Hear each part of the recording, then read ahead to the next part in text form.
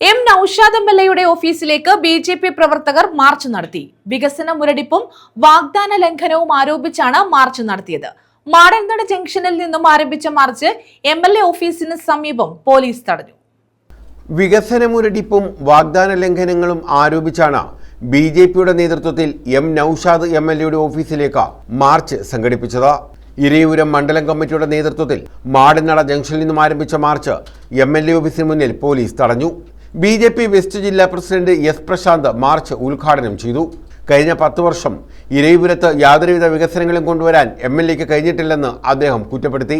ജനപ്രതിനിധികൾ വീണ്ടും മത്സരിക്കാൻ അവർ നോക്കുമ്പോൾ അവർ നമ്മുടെ തൊട്ടടുത്ത സംസ്ഥാനങ്ങൾ, ആ സംസ്ഥാനത്തെങ്ങുമില്ലാത്ത നിലയിൽ സാധാരണക്കാരന്റെ ജനജീവിതം മുട്ടിച്ചുകൊണ്ടുള്ള നിത്യോപയോഗ സാധനങ്ങളുടെ വിലക്കയറ്റം ഏറ്റവും രൂക്ഷമായി പോകുന്നു. സർവ്വമേഖല ഇപ്പം ആരോഗ്യ മേഖലയെ സംബന്ധിച്ച് പറയുകയാണ്. നിങ്ങൾക്കറിയാം, ബഹുമാനിയായിട്ടുള്ള ആരോഗ്യമന്ത്രി വീണ ജോർജ് ഏതാണ്ട് 6 മാസക്കാലം മുമ്പാണ് പറഞ്ഞത് കേരളത്തിന്റെ മെഡിക്കൽ രംഗത്തിന്റെ സിസ്റ്റം ശരിയല്ല. നിങ്ങളൊന്ന് ചിന്തിച്ചു നോക്ക്. 8-9 വർഷക്കാലം ഈ സംസ്ഥാനം ഭരിച്ച പാർട്ടിയുടെ ഏറ്റവും പ്രധാനപ്പെട്ട നേതാവായിട്ടുള്ള ആരോഗ്യവകുപ്പ് കൈകാര്യം ചെയ്യുന്ന ശ്രീമതി വീണ ജോർജ് 6 മാസം മുമ്പ് പറഞ്ഞു കേരളത്തിന്റെ ആരോഗ്യ മേഖലയുടെ സിസ്റ്റം ശരിയല്ല.